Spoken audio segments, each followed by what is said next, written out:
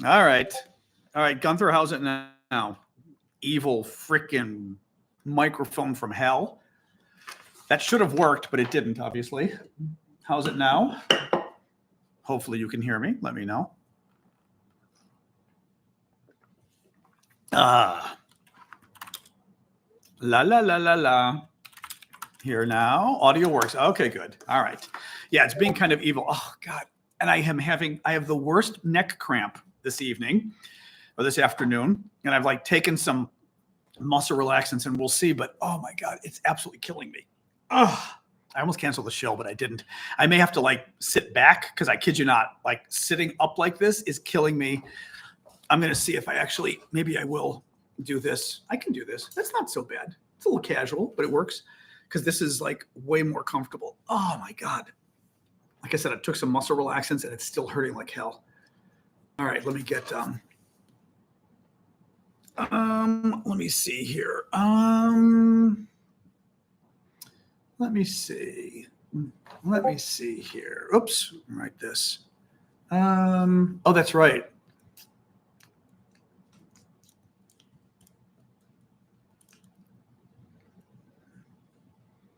Hang on, just getting TikTok going. All right.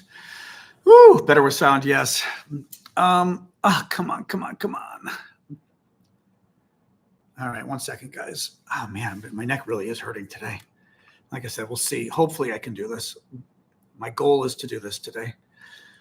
Woo. All right, that's the hamster. 1 second here.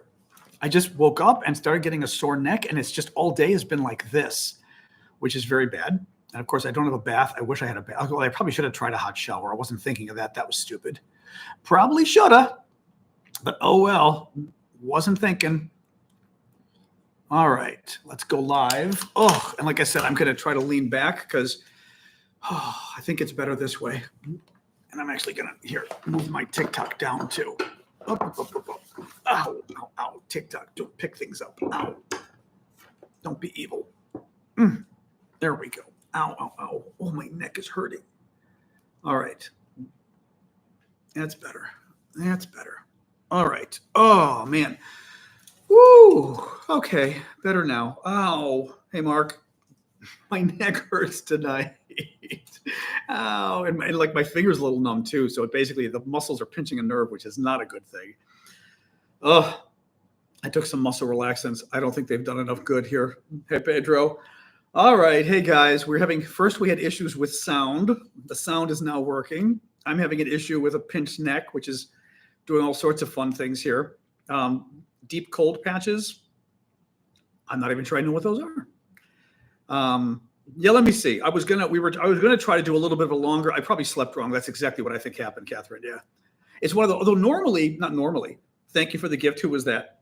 Ava. Thank you, Bryce as well. Normally, if I get like a weird neck from sleeping, it'll be on the side. Like it's one of those pinches where you go, ow, like this, right? This is like between my shoulder blades. I've never quite had this before.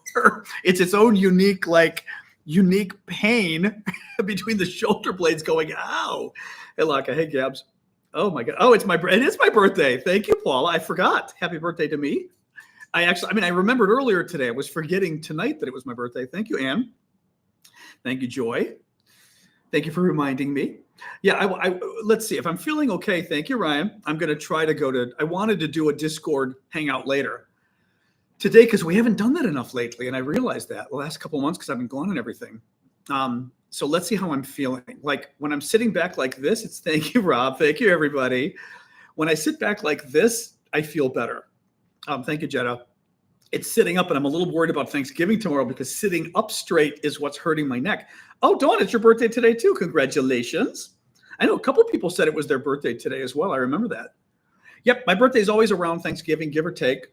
So we would always get like, thank you, Annie. Thank you, Iggy. I'd always get pumpkin pie on my birthday, which was fun anyway. Like that is my birthday cake, even though I love chocolate. But pumpkin pie was always my birthday cake. Actually, that's an interesting idea. Can you make pumpkin pie chocolate flavored? Why couldn't you? I think chocolate and pumpkin would go. I think so.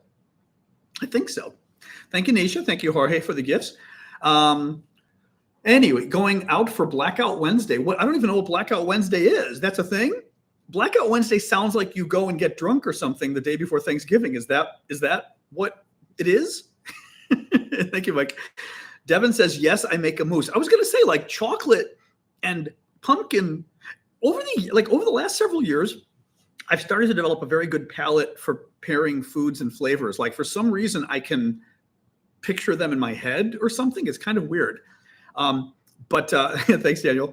But it just sort of hit me that chocolate and pumpkin is intriguing together. Sort of the heaviness of the pumpkin. It's not like umami. I don't know what you'd call it, but that sort of heaviness of the pumpkin, certainly the spice, is intriguing with chocolate. Chocolate pumpkin cheesecake with graham cracker crust. Okay, there you go. Yeah. Sort of interesting. Very interesting. I don't know about Blackout Wednesday. No. So what is it? I'm sorry. Is it like a drinking thing you do the day before? Oh, is it like the idea? Thank you, Kronos. Thank you, Joy. Is it like you get drunk before seeing your family kind of thing? Is that the idea? Oh, I'm sorry. Moving my. I guess my sister's watching the show. She just said happy birthday. Thank you. Thank you.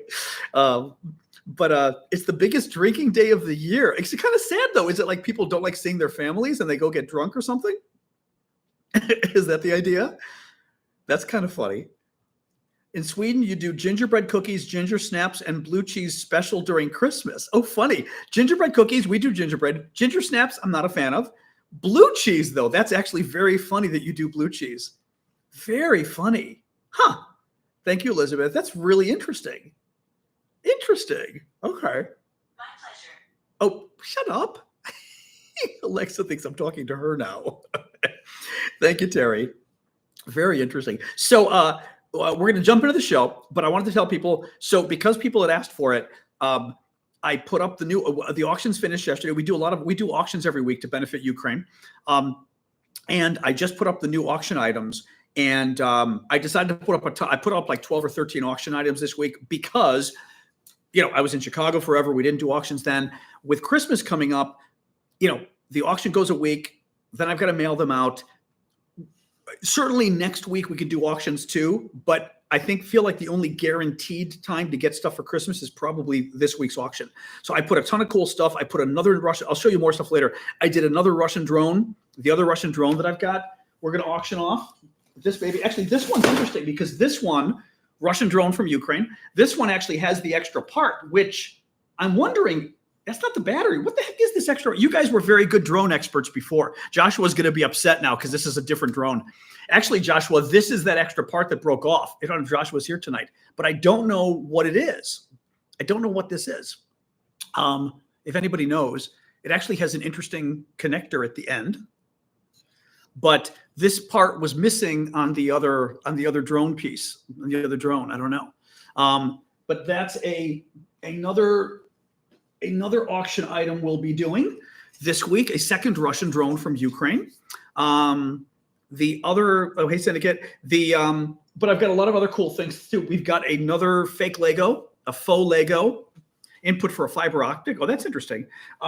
We've got another faux Lego from China for Ukraine. This one's, oops, better drop it. This one's the Challenger 2 tank. Thank you, Christine. This one's a Challenger 2 tank, which is very cool. There's a lot of, actually, I've got a lot of stuff. I'll show you more later. You think it's an antenna? Interesting. Also, this week, I'm auctioning off a Ukrainian camouflage net, Ukrainian military camouflage net. Very cool. We had these made. We've actually raised money for camouflage nets in Ukraine. And the folks making them made us some smaller versions, same nets, same loom for the military, but smaller versions. This one's like 4 feet by 5 feet. And we're auctioning this. So it's an authentic, real Ukrainian military camouflage net. The other thing, I'll show you more later. The other thing we're auctioning this week is I've decided to auction off. Vlad had sent me this from Ukraine. It is, I kid you not, a Ukrainian military box for grenades. Of course, there's no grenades. Obviously, we do not sell grenades. This is just a box. But it's a box that the Ukrainian military stores grenades in. And it's very cool. I mean, Ukrainian writing on it. You open it up. It's got like snaps on the front to open it. Oops, can I get this open? Oh, and then the inside, and it's also cool because it's got the 2 pieces of paper where it was inspected by the Ukrainian military, so it's got the writing on it from the inspector and everything. It's very cool. But this is very cool. I think it's so cool. It's an ammo box from Ukraine, but for grenades. But Vlad said it's Ukrainian military, which I think is kind of neat. Yeah, it could be a nice toolbox. Vlad said it's Ukrainian military. You can see the bottom. It's it's very cool. I'm funny this way. I like this kind of stuff. I think there's only like certain people like us who like this kind of stuff. But I think, actually, it stands nicely like this too. So yes, I've got a lot of very cool. I'm not going to show you. I'll show you the rest of it later. But I've got a lot of auction items up over at Discord. Go check it out. They're up for the next week. As I said, half the proceeds will go benefit Ukraine. Half of them will benefit my work since I do this full time. That's why I'm always mentioning the gifts and everything to you guys to help me out. But like I said, lots of cool stuff. Please go check it out. And whoever it was that was asking about the Russian drone, I put the other Russian drone up as well. Thank you, Laddie. Thank you, KT. So the other Russian drone is over on Discord as well. You can check out Discord. Last little point. Go to. I meant to put. I was going to put something. I was going to put a video showing you guys how to bid. That's true. Anyway, but you can find Discord in the description of the show on YouTube and on TikTok. Go to my profile, click the link. And if you're on a phone, the Linktree link, click the link on a phone. The second thing down should say Discord. Push and hold it on your phone. You got to push and hold it for it to open up a thing that says accept invite and you're fine. Okay. Anyway, yes, the ruble is at the lowest since the start of the war, Pedro says. That is correct. The Russian ruble is cratering. I'm still trying to read more about what it means economically for Russia. I mean, I know generally, but it's not, what I mean is, okay, so the Russian ruble is bottoming out compared to the dollar, but compared to pretty much every currency in the civilized world. Russian ruble is not doing well. It's losing value. Now, the reason I say I want to read more about this is, thank you, Jason, is because sometimes you want your currency to go down. So it's not always a bad thing to have the currency go down, right? Sometimes when your currency is cheaper, it means your exports are cheaper, so you can export more. Now, you might not make as much from the exports, but people are willing to buy your stuff because they like that if the dollar were to go down in value, it would be cheaper to buy things in dollars. So you'd buy more from America. The problem for the Russians are that the ruble has been going down a lot in the last week, and it is believed to be a sign of weakening of a very weak Russian economy, not just weak Russian economy, people losing confidence in the Russian economy. Hey, Jeff, but also possibly, it's not there yet, an implosion of the Russian economy, meaning the Russian economy kind of goes, or an implosion, which would be like collapsing. Not there yet. Thank you, Anne, for the gifts. But it is not a good sign. One thing I was reading today said at the very least, it could be a sign of inflation heading for the Russian economy. So that could be one big problem there. Actually, can I do this a little more? I'm looking at and that's probably the best I can do. There we go. I'm leaning back since my back is hurting me today. I'm leaning back and I'm trying to adjust the camera for YouTubers, so at least it is a decent angle. Because when I lean back, it feels good. When I sit forward, my neck is going, but when I lean back, it feels good. Anyway, so so the Russian economy has been in trouble. But I was going to start off. So today's day 1008 of Vladimir Putin's special 3-day military operation. I was going to start off telling you risking angering our TikTok overlords. I wanted to tell you about a story in Le Monde. Le Monde is the big French paper. And you guys will recall, like, TikTok banned me for a week once because they didn't like that I was translating an article from Le Monde about the French president. They called it like misinformation or hate speech or something, which still to this day, thank you, Adventures, drives me crazy because it's like, it's an article from Le Monde. Le Monde is like the most famous, well, almost the most famous newspaper in the world, right? You can't call it hate speech when it's a translation of an article in Le Monde. It doesn't work that. It's like saying it's hate speech or misinformation if it's an article from the Financial Times of London. It doesn't work that way. In any case, so another article from Le Monde. This one actually was quite funny. The Ukrainian military is reporting, but Le Monde found it credible enough to report on it, that remember the other night we were talking about the Russians doing a big attack on Ukraine. And Yulia, our Ukrainian friend, was online at the time. And you guys were even telling me that Yulia was saying there's like a big attack coming into Kyiv, the capital. We found out later that the Russians attacked the Ukrainian capital with 188 drones. And, well, what we subsequently found out, this is rather funny. So the Ukrainians knocked down something like half the drones they knocked out of the sky, which was very good. But that still leaves, 100, I think there were maybe 110 drones that didn't get knocked out of the sky, 100, something like that. Thank you, Eddie, for the gift. Well, listen to this. 17 out of the 188 drones the Russians shot at Ukraine. This was Russia's big, we're mad at you for using British and American weapons to fire on Russian territory, so we're going to get even. So the Russians, thank you, Jonathan, thank you, Courtney and Dora and Addie. So the Russians sent these 188 drones to Ukraine, like big drone attack. Well, only 17 of the drones made it through. Of the 188, 17 made it through. That was it, 10%, which is funny, actually. I mean, good news, obviously. But the funny part is about half the drones get knocked out of the sky by the Ukrainians with kinetic weapons, so meaning things that go boom, right? So hitting the drones and knocking them out of the sky. Another 95 drones, and this is hilarious. And anybody who watched the show regularly, remember the other night, one of you, I don't know who, maybe 2 nights ago, one of you said, it probably was Monday, one of you said, hey, the Belarusians are shooting Russian drones out of the sky in Belarus. And we were trying to figure out what the hell was going on. Now we know. Belarus is Russia's big ally in the war. Belarus is a big dictatorship right next to Ukraine, right next to Russia. They've been helping Russia in the war. It's run by a horrible dictator named Lukashenko.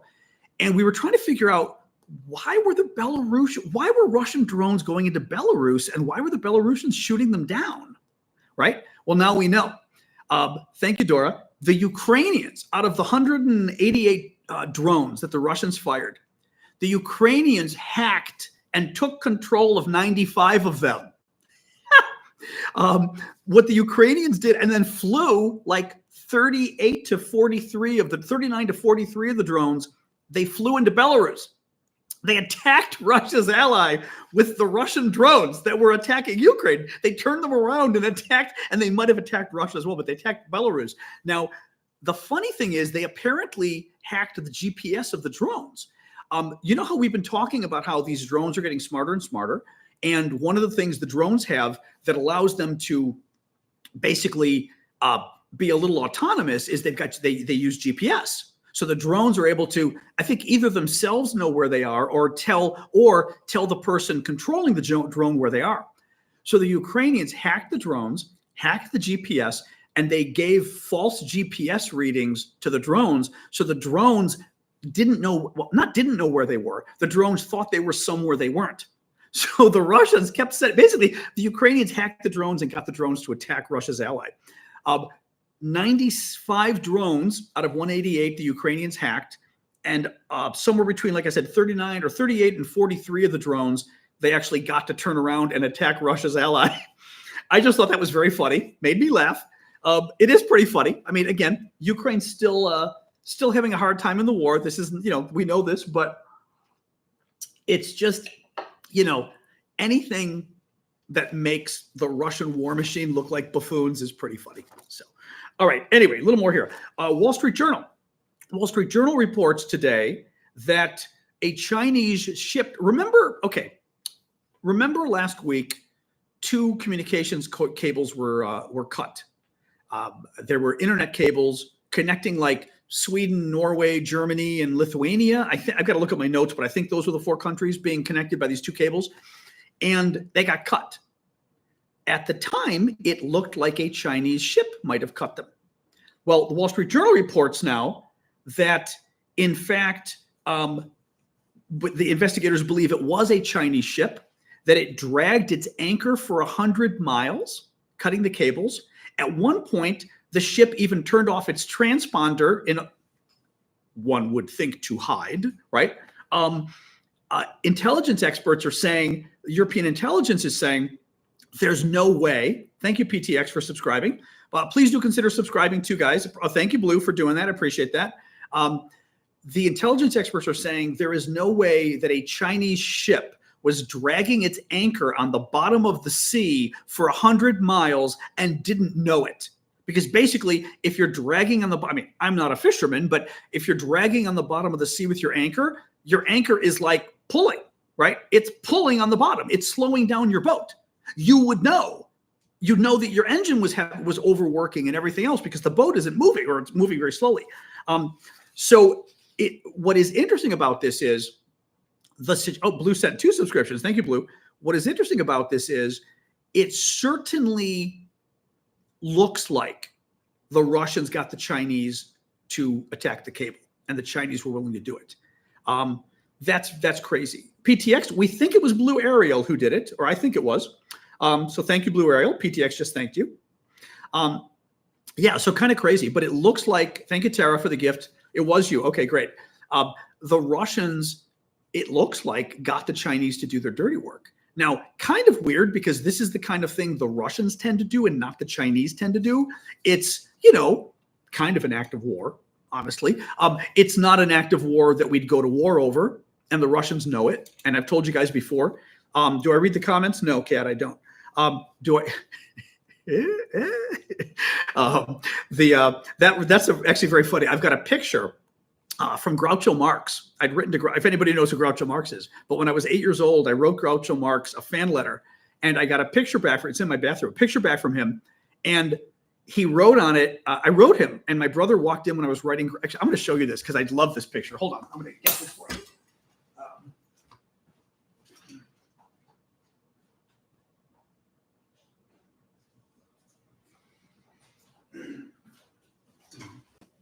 All right, so I'm 8 years old. I'm 8 years old. It's like 1971. We had just visited Hollywood, and I bought one of those. Back then, you could buy, the maps to the movie stars, and Groucho Marx was still a big deal back then, famous American comedian. And I wrote to Groucho, and I was writing to a number of stars asking for their autographs. And my brother came into the room, and he said, he won't write you back. They don't answer fans. So I wrote in the letter to him, my brother says, you don't answer fans. And Groucho wrote me back. I'm going to show you the picture. And the funny part is, I thought he was being mean to me, Groucho, in the picture he sent me back. And I had to ask my mom about it. The picture from Groucho, okay, he sent me back, and I'll show you closely so you can see here on TikTok first what he wrote me back. All right, and I'll show the YouTubers. So this is what Groucho wrote me back. Oops, there we go. I'm trying to get the reflection out of the way. He wrote, to John, your brother was right. I don't answer fans. Groucho. And I was so offended. I told my mom, and she goes, no. Major, you're 8 years old. She goes, he's being funny. I was like, he's really? But also, could you just hear Groucho's voice? Like, your brother was right. I don't answer fans. I also love that he was probably 90 at the time. You can tell by the writing, like an old man wrote this too, which I love, But I just think it's the coolest thing. Isn't it neat? Yeah, it was just the neatest. I'm going to put this down so I don't scratch it. I'm going to put it back in the bathroom. I don't even want this thing sitting on the floor. Hold on.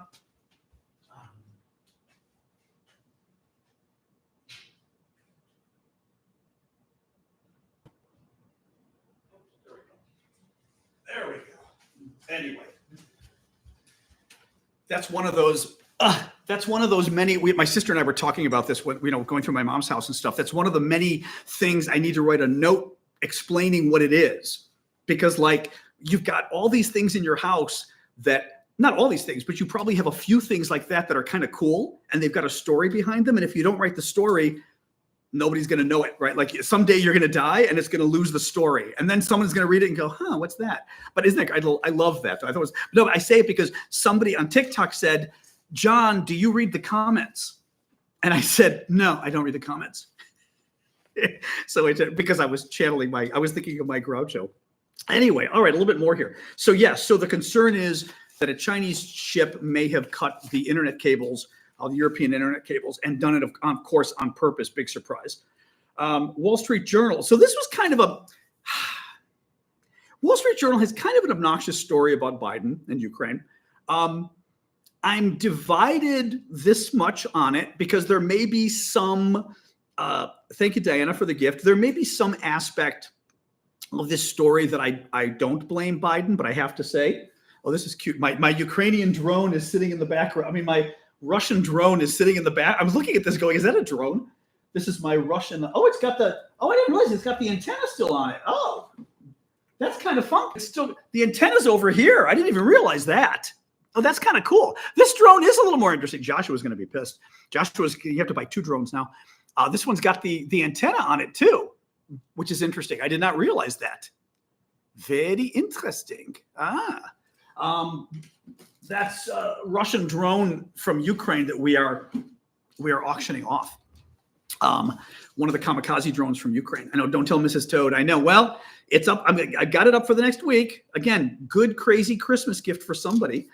So the Wall Street Journal, Biden has got $6.5 billion with a B of money for Ukraine that he still hasn't spent, and he's probably not going to spend before he leaves office, which is obnoxious as hell. There's 2 reasons the money isn't being spent. One, it takes a while to spend it, like on weapons, and they don't have time. That one, I blame Biden for, of course. Don't give me bullshit that you don't have enough time to spend the money. You had months to spend the money, right? And you knew Trump could have won the election. I mean, this was not like a surprise that Trump won the election, right? We knew for months Trump was in danger of winning the election, right? The other excuse the administration gives that is a little more credible, and I actually remember Edsel, one of our military friends, Marine, who is here with us occasionally, or a lot, but Edsel was saying I forget if it was the ATACMS or what, that we only had so many. And part of the problem of giving them to Ukraine was we can only give so many because we don't have, we only have enough weapons to defend ourselves, blah, blah, blah. And what they're saying is the Pentagon has given Ukraine so many weapons that we don't have many more weapons we can afford to give them. So that authority was authority to give them $6.5 billion of our own weapons. So, the problem, Eileen's saying, I don't believe that. That's my problem. My problem is this has been so much bullshit the last couple of years with the Biden administration and I say bullshit because they help Ukraine and then they don't help Ukraine, right? They help Ukraine. First they get scared and then they get scared. Oh, we're not going to give you, we're not going to give you Patriots. We're not going to give you tanks. We're not going to give you HIMARS. We're not going to give you this and this and this. And then 6 to 9 months to a year later, they change their mind. And as Zelensky famously once said, he said, could you just not go through the same routine of spending a year telling me no, and then you're going to tell me yes? Could you just tell me yes now? Biden has been so afraid of Putin and so afraid of helping Ukraine, and he has helped Ukraine a lot. But Biden's goal from the beginning was to basically stop Russia from winning, but stop Ukraine from winning too. He didn't want Ukraine to actually beat Russia because he was afraid Russia with the nuclear weapons, oh my God, what would they do, right? But he didn't want Russia to win because he wanted Russia to take Ukraine and then attack Europe, the rest of Europe. He wanted a stalemate, as Robert just said. And Biden got his stalemate. But the stalemate doesn't really help the people in Ukraine. And frankly, honestly, that's a lot of freaking money. It's a lot of freaking money that we spent on a war that Biden wanted to tie, if you ask me. In any case, so in view of all of that, I am a little suspicious when I hear the Biden administration say, oh, we would have liked, oh, thank you, Jorge. I still love that mask. We would have loved to have gotten Ukraine the $6.5 billion with a B dollars more in aid that was allocated. We just couldn't come up with enough weapons to send. I'm kind of crying bullshit because we're not dealing with honest actors here, an honest player. The Ukrainians, I should say Biden administration has been playing games with aid from the beginning. They've helped Ukraine a lot, but as I sort of say, it's like a doctor who wants to give you half the cancer surgery or maybe even 3/4 of the cancer surgery. No, you need 100% of the cancer removed, not 3/4 of the cancer removed. That's bullshit. And it, yeah, so it kind of pisses me off. Anyway. So yeah, I'm not sure I believe the Biden administration is my point here. Thank you, Ellie. What else we got here? Oh, actually, this is part of it too. Listen to this. This is part of what bothers me too. The White House, until 2 weeks ago, said it was confident it could send the full amount to Ukraine before the Trump administration took over. Now they're backing off and saying maybe not. Why the hell didn't the White House know 2 weeks ago? Why did the White House think 2 weeks ago they could send all the aid and now they don't? To me, that does not. This is where, again, I think they're lying. That does not sound like oh, we just don't have enough weapons to send them, ready to send. 2 weeks ago, you thought we did. Why did you think we did? Why? Who told the president 2 weeks ago that we had enough weapons to send Ukraine? That the White House said, yeah, we do. We're fine. And now suddenly 2 weeks later, we don't? Bullshit, right? And I've said this with the Biden administration before. They changed their story a lot. You know, like the ATACMS, they had like 3 or 4 different reasons they didn't want to give ATACMS. I don't remember exactly, but I remember it kept changing. And I think it was the ATACMS especially I told you guys. And I said, if somebody keeps changing their reason for why they won't do something, they're lying to you, right? The first thing they give you, maybe a second reason, maybe. But if they give you 4 different reasons over time, and not 4 at once, but one reason, then, oh, no, it's actually a second reason. No, it's actually a third reason. No, it's actually a fourth reason. Then they're lying to you.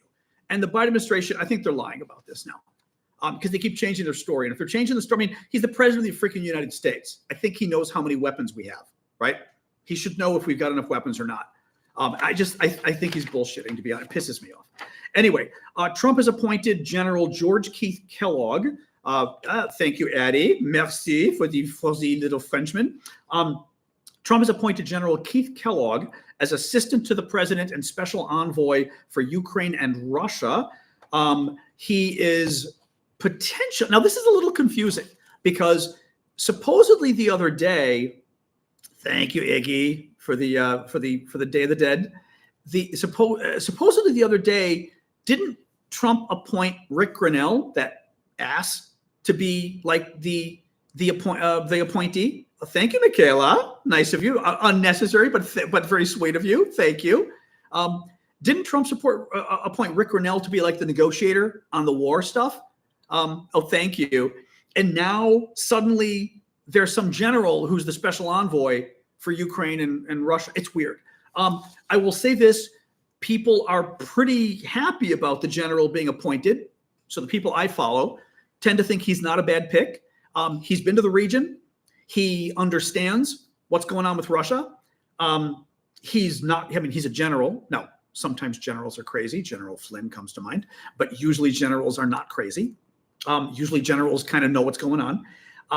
He has been putting forth, I think, Trump's little peace plan ideas, right? Ukraine and Russia, stop fighting, this kind of stuff. But people are saying he's not necessarily a terrible pick, which is good. And I will say this, other than General Flynn, who's crazy. I mean, the man's crazy. He's cuckoo for Cocoa Puffs, crazy. He keeps putting out conspiracies about the crazy Q conspiracy and all that kind of crazy stuff. Thank Adventures for the gift. Pretty much every general Trump has appointed has ended up hating him, right? Appointed a general to run the White House chief of staff, turned on him, wrote a book. Remember, his general that was the White House chief of staff is the one who said Trump called our killed in action and prisoners of war, our soldiers who were killed in action, suckers and losers for getting killed.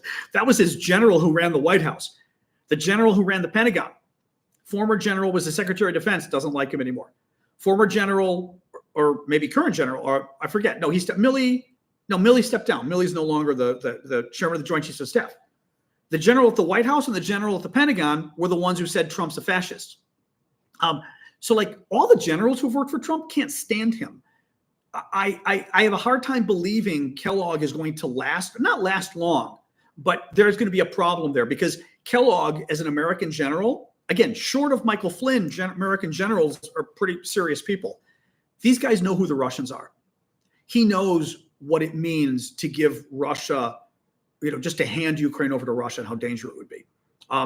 So let's see. But I think there's going to be another blow up with this general, because basically when push comes to shove, you know, the generals are pro-American and pro-American national security. You know. Thank you, Maddie. Thank you, Jerry. What else we got here? Trump also appointed John Phelan. Oh, this was funny. John Phelan, Secretary of the Navy.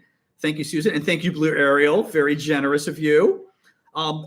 Trump appointed John Phelan, the Secretary of the Navy. His only credential, apparently, is having hosted a $38 million fundraising dinner for Trump. Big surprise. Romania. So this was an interesting story. Actually, this is, I think, it might be my last story tonight. Romania. So you guys may know, we talked about it the other day. Romania had an election the other day, presidential election. No one won, but there's going to be a runoff. Like, I think if you don't get 50% of the vote, the top two candidates have another election 2 or 3 weeks later, or whatever. And the guy who won, didn't win, but won a plurality, so he's going to be one of the top 2 runoffs, is a pro-Russian, anti-NATO, anti-European, pro-Putin puppet who had 5% of the vote right before the election, and then in the election got, how much was it? 23% of the vote. A lot of people think Putin stole the election. One of the ways they think he did it was going and using TikTok and using social media and putting a bunch of videos on TikTok that they created, and then using bots, these like fake accounts, to spread the TikTok videos. Well, the Romanian like overseer, I'm forgetting what the guy's actual job is. He's the telecommunications regulator, is proposing that TikTok be suspended in the country, at least until the election's over, because they think the Russians used TikTok to steal the election. Very scary. And this guy is a complete nut job. Listen to this. Where is this? He's far right. He claimed NATO would never help Romania if it got attacked by Russia, and of course we would. He called for an end to the war in Ukraine. He denied the existence of COVID. What a surprise. He declared 2 Second World War era Romanian fascists as national heroes, and claimed that in foreign affairs, Romania would benefit from Russian wisdom. Okay. That's pretty much it, actually, for the news, although we've gone probably 45 minutes. The show is not over. This is the part of the show where we hang out and we talk. I see we do a lot of trolls here still today, I think. Thank you. Who was it? Brandy. Oh, thank you, Brandy. Appreciate that. So, yeah, this is a part of the show. We'll hang out. We'll talk. Also, remember, like I said, to check out the auctions. We've got a lot of cool auction items for the next week. I put another Russian drone. We've got a Russian FPV drone, first-person view drone from Ukraine, a kamikaze drone of Russia from Ukraine that the Ukrainian troops caught with a fishing net. They sent it to us, so we're auctioning this off on behalf of the Ukrainian troops. We've got a Lego, well, fake Lego, of Challenger 2, the British Challenger 2 tanks. This is great because it's a fake Lego kit made by the Chinese, honoring the English tanks that are helping the Ukrainians. It's got the Ukrainian flag, Ukrainian Armed Forces of Ukraine logo, made by the Chinese, which I love. So this is very cool. I've got another White House. I've got a lot of things. I didn't want to show you everything. I've got another White House Christmas ornament I bought. I went to the White House Historical Association a couple weeks ago, right across the street from the White House. And another White House Christmas ornament. This is the official ornament from 2022. This one's quite funky. Thank you, Jens, because this one is in honor of the White House gingerbread house. At the White House Christmas party every year, they make a huge gingerbread house. My sister, who's here tonight, was my guest once when we got invited. So we got to go to the White House Christmas party. Beautiful big gingerbread house. And the box is scented gingerbread, which is so cool. There's a little history of first is the gingerbread recipe from the White House is here in the box. They've got a little history of the White House gingerbread from the Mrs. Nixon, Pat Nixon. It was her recipe. She's the one who started the tradition of making the gingerbread house at the White House. So a whole history of her.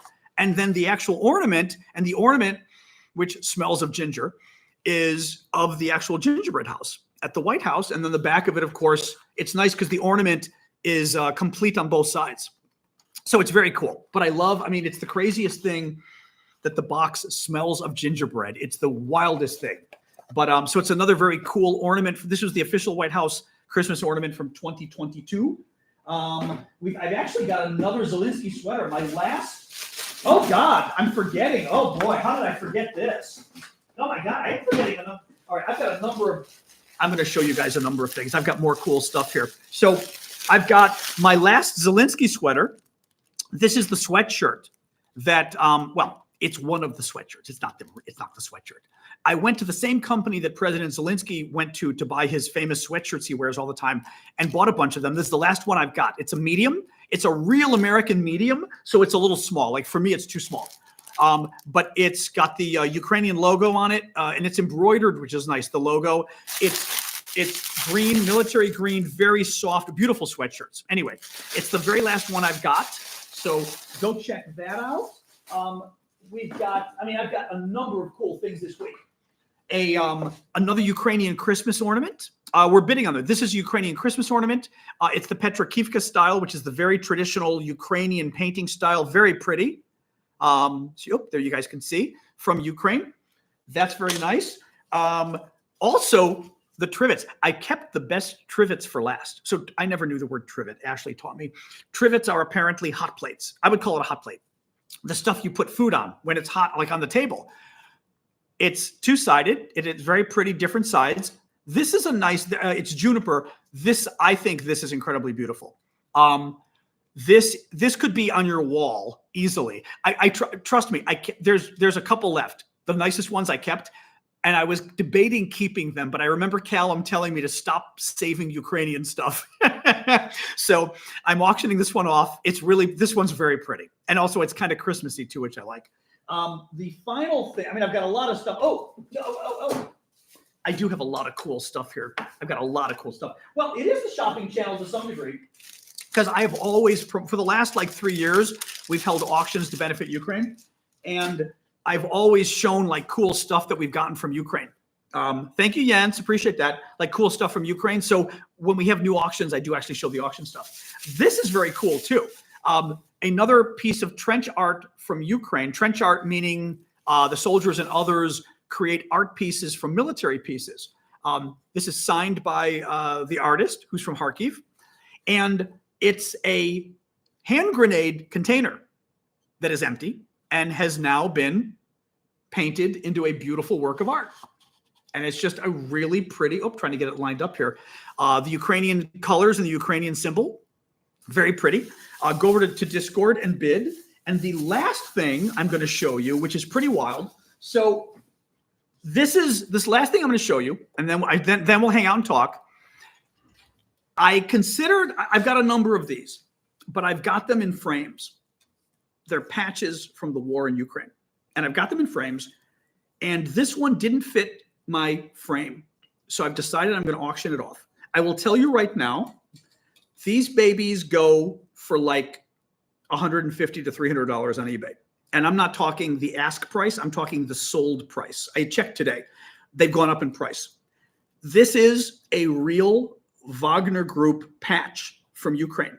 It is used. It is from the Prigozhin era. I got it a couple years ago. It's from before Prigozhin got overthrown. Wagner Group is the mercenary group in Ukraine. Prigozhin was their leader remember the guy that did the coup against Putin and was marching on Moscow? And then he reached a truce and then Putin blew him up 2 months later. That's these guys, the Wagner Group. This is one of the patches. It's used, which is also very cool. I will show you closely because you can see it's frayed. It's a used patch, which is also, I think, I'm not going to tell you, but I think it's way cooler to have it used because it's a real military patch. So it's a really military patch from Ukraine. Interesting story behind this one. It says not a step back and shows a skull with a hammer. It says, it's in English too, not a step back. I'll show you guys on the very bottom, not a step back. And then the rest of it's Russian. What is interesting about this is it shows a skull and a hammer. I think what's going on here is the Wagner Group, there was a story maybe a year and a half, 2 years ago. One of their guys, I think, got taken as a prisoner of war, was traded with the was traded with the with Ukrainian troops, goes back to the Russians, and because he was captured, and I think because he was captured and he didn't go down fighting, they picked up a hammer and killed him, hit him in the head, killed him. I think that's what this patch is. They did a patch basically, commemorating killing one of their own men with a hammer. I mean, that's how vicious these guys are. But I'm not 100% sure. I'm 90% sure, because what else would a hammer in the head be? I mean, with these guys, right? I refused to see the video. Yeah, Orc Hunter said he saw the video. Anyway, so this is a real Wagner patch from Ukraine. It's used, very cool. And as I said, these things go for at least 150 to 300 bucks on eBay. Sold price, not the asking price, the sold price. I don't expect it to go for that much, but I've set it for 50 bucks as the starting price, because if people don't bid, then somebody gets a real good deal. But in any case, these are very cool. I've got a number of them in frames. I'm not convinced I'm going to auction any more of them off. I haven't auctioned these in over a year. So if you're interested, do go bid over there if you would. Anyway. So yeah, so just to remind the trolls, it's day 1008 of Vladimir Putin's special 3-day military operation. Putin invaded Ukraine on November 24th, 2022. Putin said he was going to win by November 27th, 2022.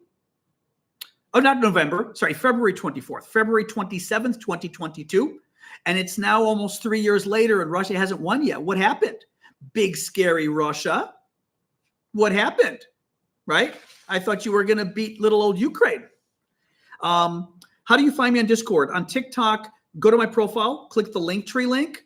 And the second thing, the first thing that comes up, I think, is Venmo. Number two, it comes up a list of links. The second link is Discord. But if you're using a phone, you've got to press and hold the link.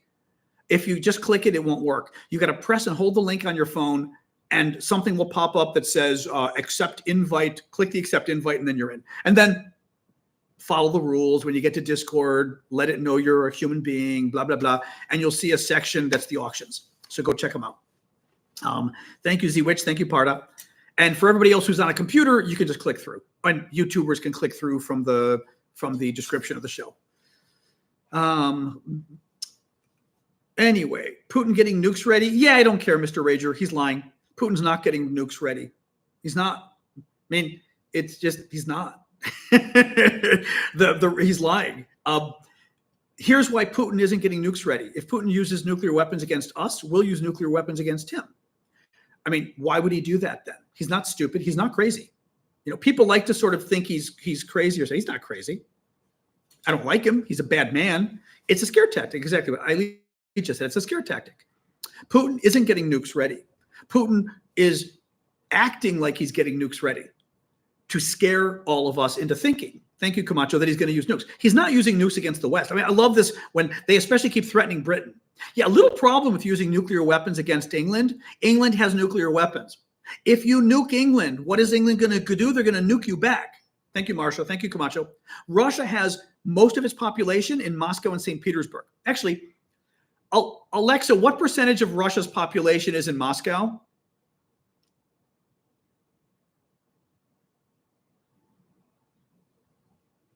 Alexa, what percent of Russia's population is in Moscow? From Medium.com. Moscow is the largest metropolitan area in Russia and in Europe, with total population coming to almost 20 million people, which is 13.5% of the entire Russian population. Okay, 13% is in Moscow. Alexa, what percent of Russia's population is in St. Petersburg? From worldbank.org. Petersburg and Nizhny Novgorod are home to only 1/8 of Russia's population. Oh, 1/8. That's about the same, isn't it? 1/8? Is that that's about 12%? So that's about 25% of Russia's population is in two cities, 25%. Guess what's going to happen in a nuclear war? Both of those cities are going to be wiped out quite easily. 25% of Russia, not just 25%, but Russia's intelligentsia, Russia's industry, Russia's rich people, its politics, everybody's in Moscow and St. Petersburg. That's it. They're not nuking England because England will nuke them back and they will go. They're not doing it. They're not doing it. Thank you, Marsha. They're not doing it. Nuking Ukraine gets a little more interesting because obviously nuking Ukraine, we would not nuke them back. We wouldn't. We would, I think, go to war. Donald Trump might not go to war. Donald Trump might applaud. Who knows, right? Donald Trump, I don't think, would go to war. Thank you, Evra. I think England, the UK would go to war if Russia nuked Ukraine. I think the Poles would declare war. I think the Baltic states would declare war. I think the Czech Republic would declare war. I think much of Europe would go to war with Russia if they nuked Ukraine.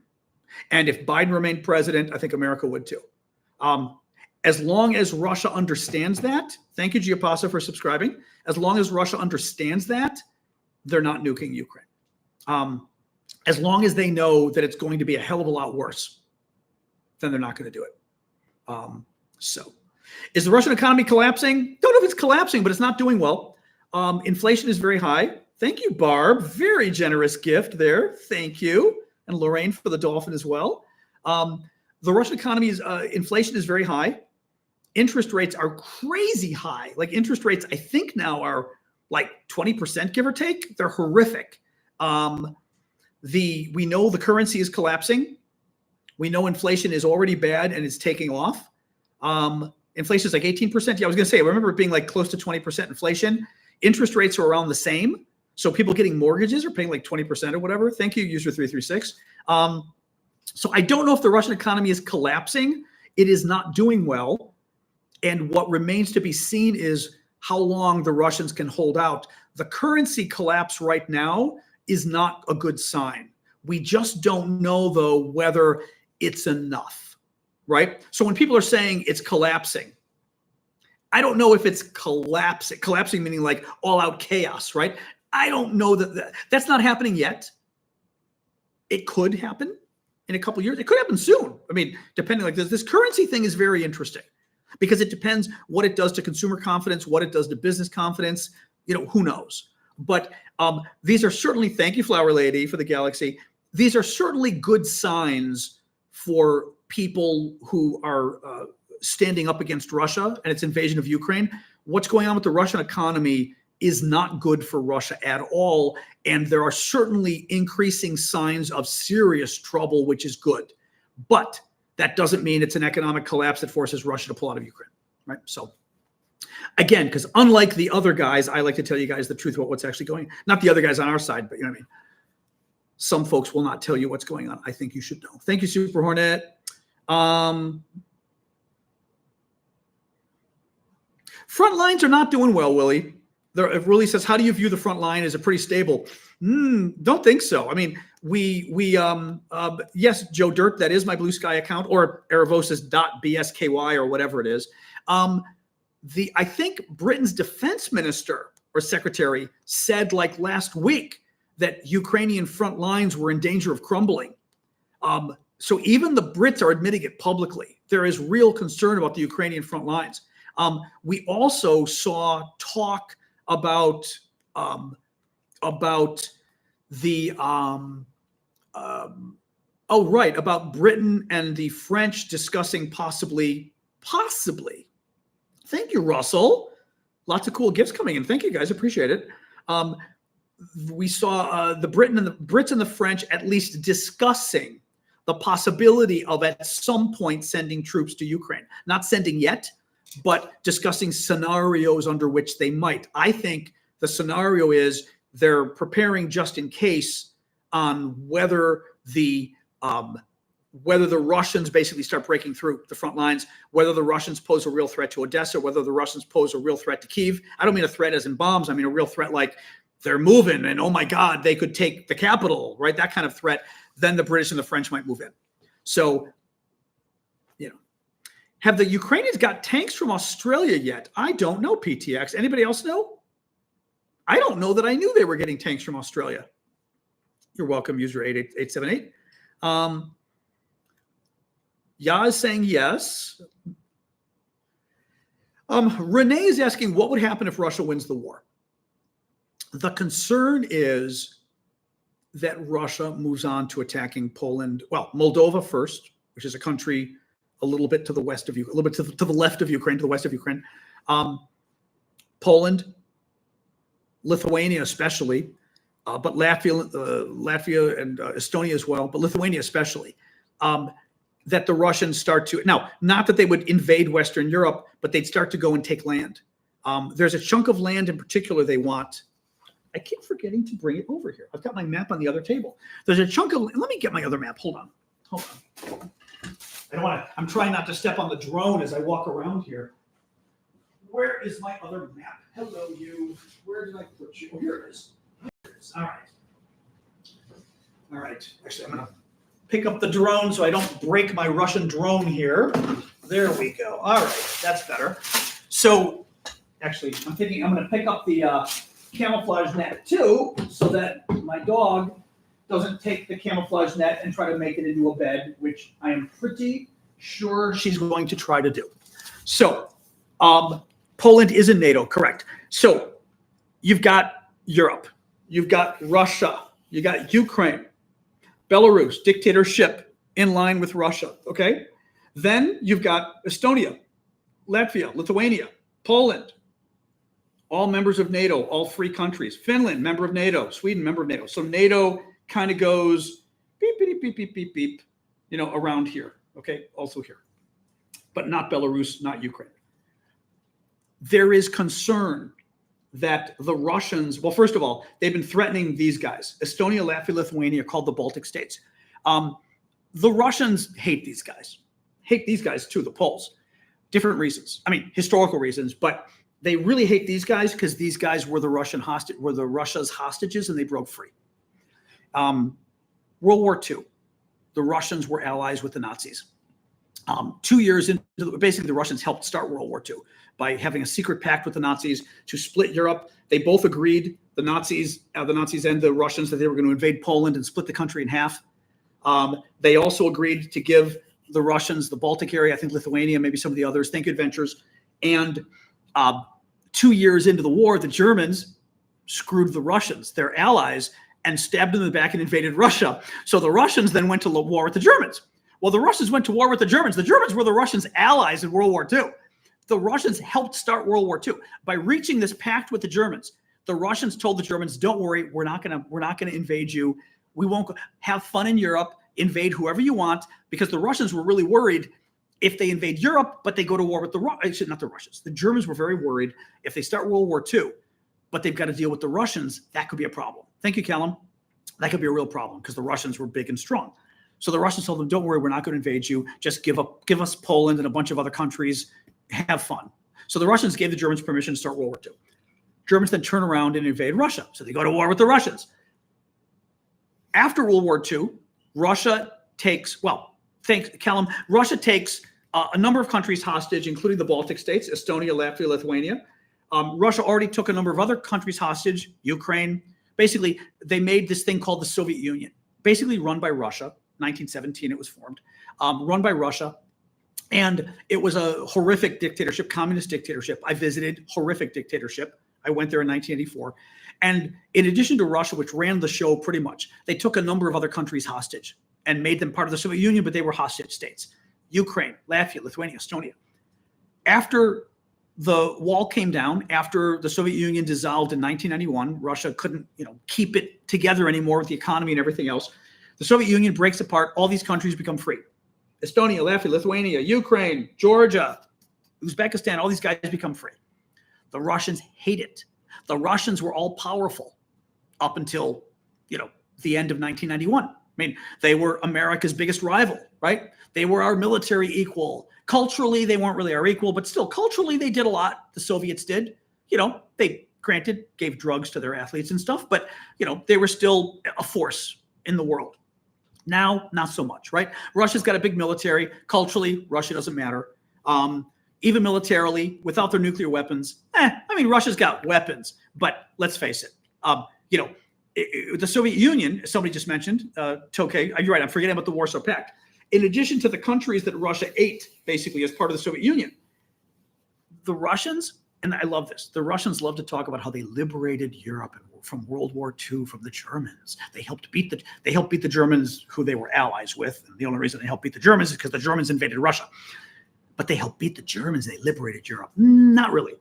The Russians helped beat the Germans. We also helped the Russians beat the Germans. The Brits and the Americans gave the Russians a ton of aid, without which Russia would have collapsed. But that's fine. We helped the Russians stay afloat. The Russians help us beat the Germans, and then the Russians take half of Europe hostage. So in addition to the countries they took hostage as part of the Soviet Union, the Russians literally took half of Europe hostage. They invaded and wouldn't leave. They created communist dictatorships in half of Europe. That's how they liberated Europe. For 45 years, half of Europe was held hostage by the Russians. Okay? Germany, they took half of Germany and created a new country called East Germany. Czechoslovakia, which was one country at the time. Poland, Romania, where we go? Hungary. Trying to think who else we've got here. Poland, I'm forgetting who else we got. Poland. And these are actually members of the Warsaw Pact. There were other countries that were kind of allied-ish, like Romania, kind of depends. Finland was kind of neutralized in many ways. Bulgaria, yep, Bulgaria was part of the pact. So the Russians had not just all the countries they took as hostage with the Soviet Union. The Russians also had Eastern European countries that they took as hostages, basically, as part of the Warsaw Pact. As part of this, NATO for Russia, except NATO is an alliance of free countries. And NATO, not just an alliance of free countries, NATO is an alliance where every country in NATO wants to be there, right? Nobody forced anybody to join NATO. NATO was countries going, please, right? Sweden, Finland, Eastern Europe, please let us join, voluntary, please let us join. Warsaw Pact was literally the Russian military coming in and crushing these countries, killing civilians, to not just make them part of Russia's NATO, but when they tried to leave, they killed them. Czechoslovakia, Hungary, famous uprisings, democratic uprisings. The Russians sent tanks and killed civilians, students, killed them, right? That's the difference between what the Russians do and what we do. The reason we're talking about this is Putin is not happy. Putin, KGB colonel. Putin was in Germany, East Germany. Putin, like many Russians, not happy that the Soviet Union dissolved. Putin not happy that they lost all their satellite states in Eastern Europe, all their puppets, that they lost all their hostages as part of the Soviet Union, right? Ukraine, sound familiar? Ukraine was part of the Soviet Union. Russia got to control it. Ukraine's an independent country now for 30 years. Russia doesn't like that. Russia wants it back. That's why Russia invaded Ukraine. They want to make Ukraine Russian, literally. And they've done it. The part of Ukraine in the east that they're occupying, they literally have declared is the part of Ukraine the Russians invaded. They claim it's now Russia, right? And now, so here's the problem. Here's why I brought this up. In terms of so this was a very long history of the world. Yes, this was a long answer to somebody's question about what will Russia do if they win the war in Ukraine. Russia wants the Soviet Union back. Maybe not the Soviet Union, maybe not a communist dictatorship, but they want all the hostages they used to control, right? They want the hostages in Europe back. They want to control Estonia, Latvia, Lithuania. They want to control Poland. They don't just want to control Ukraine. They want Ukraine back. They want Ukraine to be part of Russia. They invaded and control about 19% of Ukraine, Eastern Ukraine. They've declared it now to be Russian. They literally are declaring, okay, dog's having fun. Oh, come on in, you. Come on in. Hello. Hello. They literally declared the 18 to 20% of Ukraine that they invaded Russia. So the concern is that if the Russians win in Ukraine, they will be emboldened. They will say it was worth it. We invaded. Yeah, there was a lot of economic pain, but we're a dictatorship. We don't care, right? Putin's a dictator. He doesn't care if his people suffer. He doesn't care if his troops die. He's at least going to occupy 18 to 20% of Ukraine that he's making Russian. In a few years, he'll invade again and take more. He wants to take Estonia, Latvia, and Lithuania, at least part of it. I'm trying to remember. I always ask you guys this, and I forget. Is it Estonia? Although I think several countries, but one of them in particular has a large Russian population, Russian ethnic population, maybe as many as 40%. Is it Estonia? I forget. And there's concerns that Putin is going to do what he did in Ukraine, and frankly, what the Germans did. Estonia. Okay, thank you, Tokaj. And what, frankly, the Germans did in World War II. Oh, Latvia too. Okay. What the Germans did in World War II. There are ethnic Germans in that other country. We must invade that other country to protect the ethnic Germans. In other words, like I'm ethnically Greek, but I'm American. It'd be like Greeks saying, there are 500,000 Greeks in Chicago. They're actually Greek. We must attack to defend them. So the Russians like to invade, just like the Germans did, other countries to protect they claimed it in Ukraine. Ukraine, half of Ukraine speaks Russian. They're actually Russian. We must invade to defend them. Well, they're doing the same bullshit with Estonia and Latvia, claiming that the Russian-speaking population, they must defend them. There is concern about them invading and taking part of those countries. The bigger concern, and this absolutely Russia would do if it could, there is a little bit here, you may be able to see on the map, there's a little green dot right here, okay? So I've got where's my little here? My mom had given me one of my dad's pointers. Little dot right here, if you can see, okay? Although it's black, I don't know, black on black if you can see. Maybe my finger is better. Right here, right, Lithuania and Poland, right between the two. It's literally part of Russia. It's called Kaliningrad. It is literally a piece of Russia, bigger than a city, but not much. That is right between Lithuania and Poland. The Russians grabbed it after World War II. I think they stole it from the Germans. The Russians would like nothing better than a land bridge connecting Kaliningrad to Russia. Belarus is already a dictatorship, a Russian puppet. All they have to do is grab a little bit of land right here, connecting Belarus to Kaliningrad, steal it from Lithuania, steal it from Poland, one or both. It's called the Suwalki Gap, I believe, the area.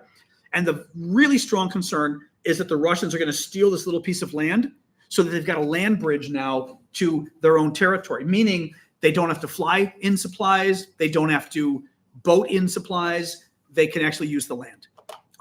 There is real concern that if Poland goes, if I'm calling Putin in Poland, if Putin is allowed to win in Ukraine, he will eventually go after Europe.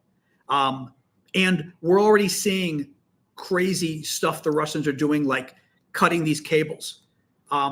They apparently bombed two DHL planes this summer. They tried to blow up. They put bombs on them. If the planes had made it over the Atlantic, the experts say they probably would have gone down because the fire suppression system wouldn't have been enough over the Atlantic. Acts of terror by the Russians that they've already been committing. So yeah, there's real concern. This is the real reason we went into Ukraine. Sure, we went into Ukraine because we care, but as I've told people before, governments don't typically do things to be nice. That's not why we do things. Thank you, Chef. We like to think that, and being nice can certainly play a role, right? Ukraine certainly got the sympathy of the world by winning people over. Right? I mean, Zelensky, but also the Ukrainian people, we cared about them. But for governments, the world's governments got involved because of national security reasons, because we believed it was in our national security interest to stop Russia from winning in Ukraine, and then moving on next to Poland, to Lithuania, to Moldova, Estonia, Latvia, moving on to other countries, and basically starting a war in Europe, starting World War III in Europe. So there you go. That's the answer of what Putin would do next. And that's also the answer of why we got involved, which is what is so dangerous about the Trump people and the MAGA people. Trump doesn't care, but the MAGA people, the Republicans now literally believe, I mean, the bullshit, the pro-Russian bullshit I read now on a daily basis coming out of the Republicans here in Washington is just scary. Just scary. Why are we fighting Putin? Why aren't they our friends? Well, because they're trying to take over Europe. And they're an evil dictatorship that, by the way, that's hell-bent on destroying us. I mean, Russia basically, as Anne Applebaum, who's a famous writer on foreign policy, said years ago, that Russia already declared war against us. We just don't know it.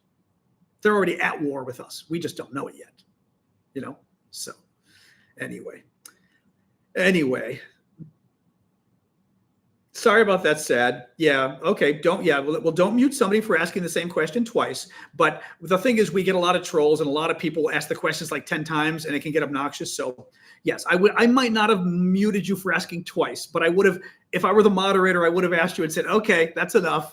So that's the only reason. Yeah, a lot of people, no offense, and the mods don't mean to be mean, but we get, like, now it's going pretty well, but we get so many crazy people coming in, the nasty Russians and everybody else, that sometimes we mute people who are nice people like you. So sorry about that. Anyway, calm your fears. Well, I mean, Mr. Rager, it depends where you live. Where do you live? I mean, if you're American, you're fine. If you're British, you're fine. If you're Latvian, Lithuanian, or Estonian, I'd be a little worried. We're going to come to your aid if Russia invades, but still, you're on the Russian border. It's a little scary, right? You're still going to be in trouble if they invade, right? You're in the Baltics? If you're in the Baltics, David, yeah. I mean, it's still a little scary. Thank you, Russell. We will come to help you. Trump may not, but the Brits will. NATO will come and defend you if the Russians invade, but you're still on the border, or Lithuania and Kasparis. Yeah, you're on the border with Russia, or Lithuania, you're practically on the border, right? You're on the border with Belarus. It still is very dangerous for you, because even if we help you, and NATO will help you, you're still in the middle of a war. You're right on the front. So it's a little scarier for you, But generally speaking, like if you're British, you shouldn't worry at all. Los Angeles, you're fine. Yeah, Los Angeles, you're totally fine. If you're in Los Angeles, you should be worried about Trump right now, not Putin. That's your bigger concern, Same thing if you're Canadian or Mexican, you should be worried about Trump right now, not Putin. So, yeah. No, but Poland will help Romania. That's what I'm saying. Like Europe will step in and help if the Russians play games. Well, that's the thing. And I would agree with you. Polion says they're from Estonia. They're not scared. Europe will come to defend you. What I meant was you're on the front line. War is not pretty, So like if war breaks out with Russia, the frontline countries are going to be hurt, obviously. But we're going to come help you. When am I going to go fight in Ukraine? Well, the problem is people like you didn't let me go fight in Ukraine. They wouldn't let me go fight anywhere because I'm gay. So people like you blocked me from joining the military. So thanks. But here's the neat thing. I'm glad the troll asked that. I don't have to fight in Ukraine because the Ukrainians are going after the Russians for us. We just spent 10% of our defense budget, 15% of our defense budget. That's it in three years. So that's like 6% or 5% a year, even less than that. What am I saying? 3% a year. All we spent was 3 to 4% of our defense budget a year, and we have decimated the Russian military. And we didn't have to lift a finger. We gave all the weapons to Ukraine. The Ukrainian troops, God bless the Ukrainians, they put their own lives on the line. We didn't have to. And they caused 700,000 Russian casualties in the Russian military. So that's the funny part, that when the trolls come and say, why aren't you going to go fight in Ukraine? I don't have to, because the Ukrainians are doing it for me. They're using my weapons, and there isn't a single thing the Russians can do about it other than try to get Trump elected or whatever. But that's the funny part. But I do love when they say that, like, why don't you go fight? Because I don't have to, because the Ukrainians are destroying your military for us. Huh? The original beef with Russia? There's no original beef. It depends what you mean. They invaded their neighbor. They're threatening Europe. They've committed assassinations on our soil. They've killed our citizens. They've attacked our troops. Putin put a bounty on American soldiers in Ukraine. In Afghanistan. They held Europe hostage for 50 years after World War II. Lots of different things.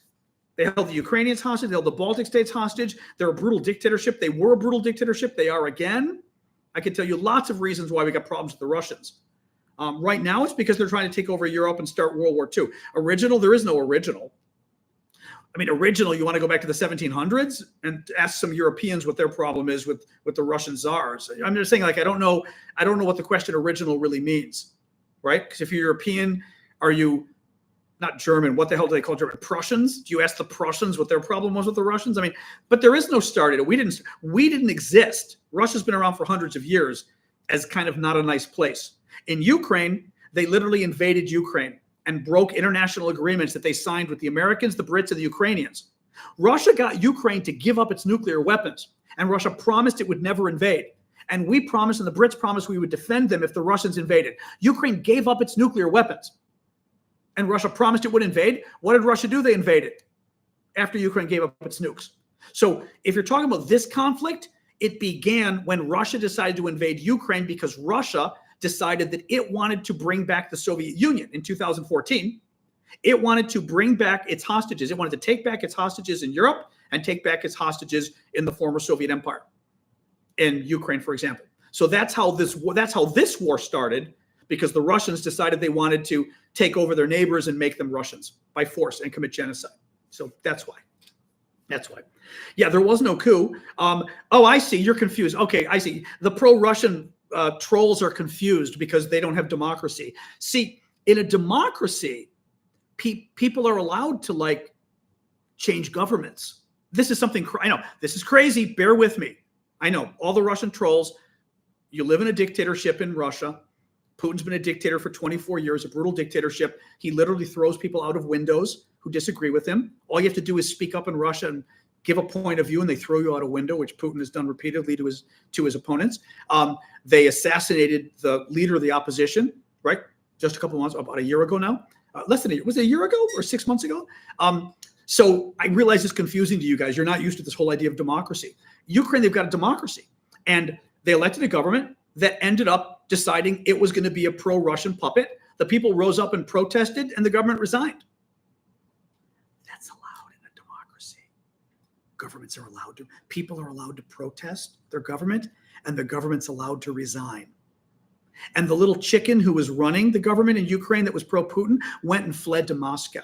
Now, the Russian trolls hate this because it's the sign of a healthy democracy, right? The people rose up and overthrew a wannabe Russian dictator. Who does that sound like, right? I mean, it sounds like Putin, right? The most dangerous thing you can have if you're Vladimir Putin is Ukraine on your border, a Slavic country, they're Slavs like the Russians, a country, think about this, Ukraine is on Russia's border, okay? Ukraine basically has a revolution, overthrows a corrupt government by protesting and forcing the government to resign, right? Doing it through democratic means. If you're Putin and you're running a dictatorship on Ukraine's border, and your country is also Slavic people, not only is your country also Slavic people like the Ukrainians who rose up and overthrew their dictator, wannabe dictator, right? Putin, right? Sound familiar, right? Does Putin want his people to get the idea that people power works, that people can rise up and overthrow dictators? Right? Putin doesn't want that. But even worse, Slavic people can join together and overthrow wannabe dictators. That's scary to Putin. Even better, not only are they Slavs, the Ukrainians are people who Vladimir Putin claims are actually Russians, right? Putin invaded because he claims Ukraine is Russia. And the Russians said at the beginning of the war that the Ukrainians are actually Russians. They just don't know it. I love this, right? Yeah, like the Ukrainians don't know who they are. They said they claimed the Ukrainians were Russians, but they just didn't know it.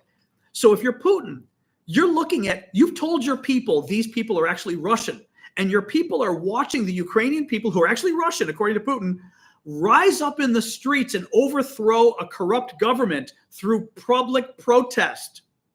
Do you want to tell the Russian people that Russians in Ukraine successfully rose up and held public democratic protest to overthrow an evil dictatorship or a wannabe dictator? Then the Russians in Russia are going to think they can do it too. So the Russians have no choice, and all their trolls come. Thank you, Lori. Their trolls come and say the same thing, like, oh, it was horrible. It was a coup. It was a coup what the Ukrainians did. Well, you've got to say that if you're a Russian dictator, because you don't want the Russian people to look at the Ukrainians and say people exercise their democratic rights, their democratic right to freedom of speech. And by the way, the Ukrainian wannabe dictator who was pro-Russian killed a lot of those people. But the Ukrainian people exercised their freedom of speech and their democratic rights, went to the streets, and the dictator fled. The wannabe dictator, I should say, fled. Yeah, it's terrifying if you're Russian. Yeah. So keep at it, trolls. I can be here all night.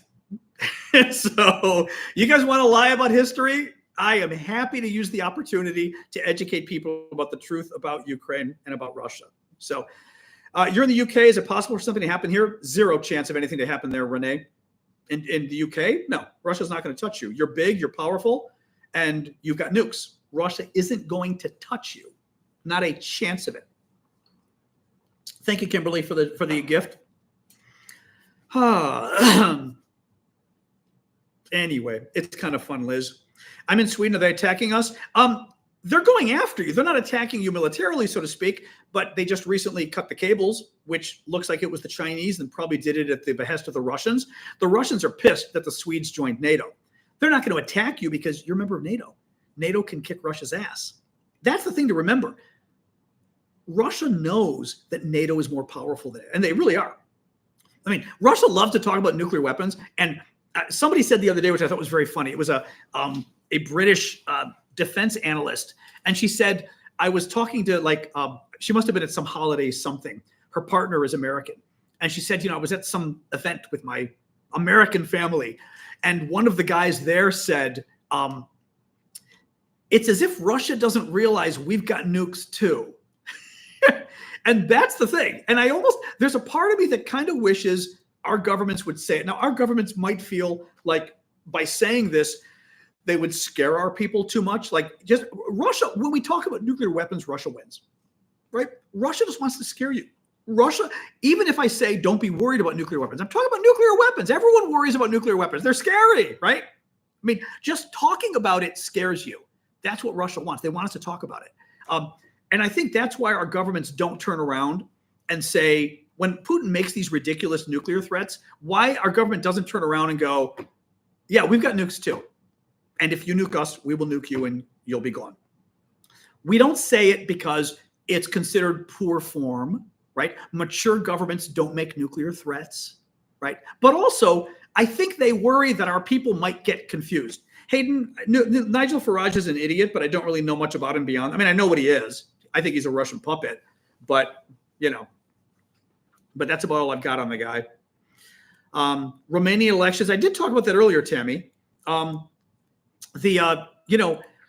There is real concern that a Putin puppet just didn't get elected, but did very well in the first round of elections in Romania because the Russians got involved and cheated, is the concern. I mean, this. There's two things going on, though. We've obviously seen in the last year that anti-establishment people have won. Like I think it was like 22 elections in a row in the last year, from Europe to America, maybe elsewhere. The candidate running against the incumbent won. So like in Britain it happened, right? In America it happened. In France it happened. So there's in Romania you might have to some degree some element of I say establishment, but meaning anti-incumbency happening, where just people are voting out the people in power. But the guy was at 5%, the pro-Putin guy was at 5% in the polls, and the next day he wins the first round with 23%. You don't get 23% if you're at 5%. You don't, unless you cheat. And that's the concern. So yeah, hopefully, the runoff will be fair, but the Russians are good at this. Keir Starmer, I don't really know him well enough, Callum. You've asked me about there. People ask me about this. I don't know him. Keir Starmer is the British prime minister, but I don't know the guy. I don't know anything about him. That's like a little too, it's a little too inside, we would say inside baseball. You guys don't have baseball. Inside soccer, inside football, meaning it's a little too inside specifics. Boris, hey, I hated Boris Johnson, but on Ukraine, he was amazing, which is interesting. I mean, I thought he was an idiot. And honestly, he needs to just wash his hair and use some product. I think he's goofy. I think anybody who thinks I'm going to have my hair be crazy and that's going to be, I'm like a 50-year-old man and I'm a world leader and I'm going to have crazy hair because it's cool. I think that's weird. And I'm maybe too conservative that way. I just think it's weird. You know what I mean? Like, dude, stop worrying about your hair so much. But on Ukraine, he was 100% correct. Absolutely 100% correct. So, and on the Russians, he's 100% correct. Well, we may use guerrilla warfare. Hayden says, I don't get why we can't just use guerrilla warfare instead of nukes. We may. I'm not privy to all the secret stuff we do. But if the Russians, for example, the Russians tried to kill the head of the largest arms manufacturer in Germany. So the Northrop Grumman in America, or Lockheed, right? The big defense contractors. The Russians tried to assassinate the president, or the whatever it's called in Germany, the CEO of the largest defense contractor in Germany. And the Germans found out, we found out, we told the Germans whatever, and it was stopped. They're crazy, the stuff that they've tried to pull off. I would not be, now the Americans, who knows? I would not be surprised if the Brits turn around and say, you know what? You're going to kill one of our, CEOs, we'll kill one of yours. I wouldn't be surprised if the Brits do that. Not at all. So my suspicion is, and I hope, that when the Russians when they cut cables, somebody goes and cuts their cables. I would hope. But again, America's going to be more careful. I think the Brits would be a little, I just have this sense that the Brits are a little, Callum's here today. I have a sense that the Brits are a little nastier than we are in a good way, kind of willing to say, you know what, you do it to us, we'll do it to you. Again, depending who's in the American government, but we are not going to die, no, unless you're Russian soldiers in Ukraine. Then if you're a Russian soldier in Ukraine or North Korean soldier,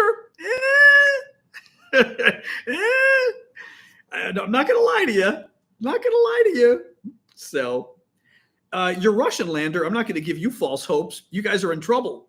700,000 Russian casualties already in Ukraine. 700,000. I ain't giving you false hope. You guys are in trouble, and your economy's cratering. The Russian ruble is in a free fall right now against the dollar. Google it, dollar ruble, and you'll see it's plummeting. Very bad news for the Russians. So, yep. No, the Russians, the Chinese, the Koreans are going to attack Sweden. First of all, as I said, Sweden gets attacked, all of us are coming to your defense. So don't worry about it.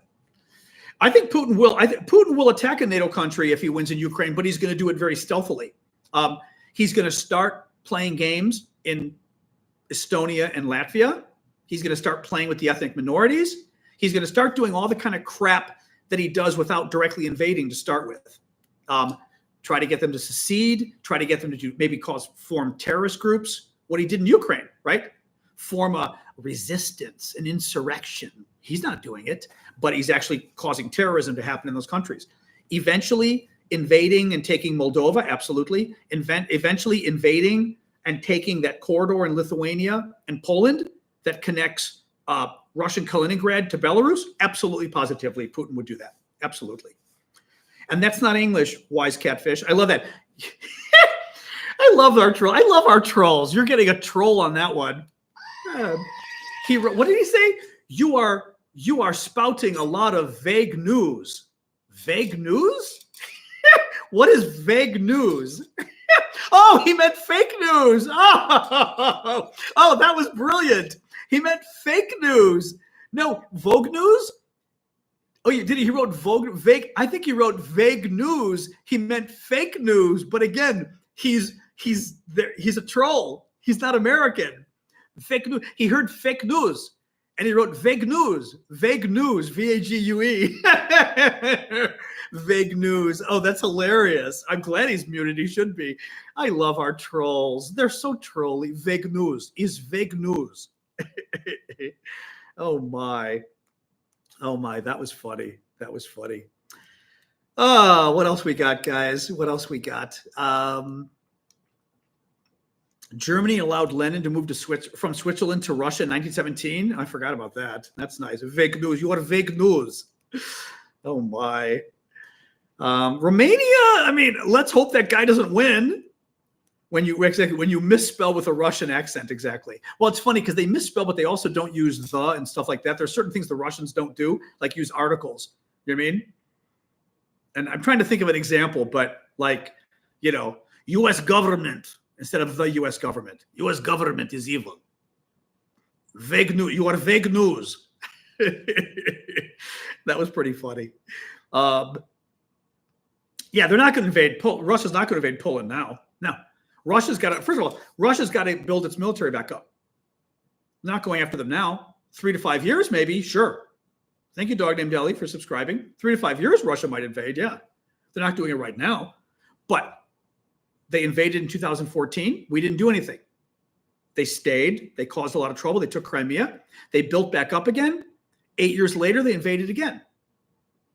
Poland is strong now. Yes. Yes. But Russia's going to build back up again. Poland is still going to be a smaller country than Russia. Is Trump going to help Poland the same way Biden did? I don't think so, right? I mean, the Trump thing is very dangerous. What's a good country in Europe to move to? I don't know, Tabby. I mean, I don't know what to tell you.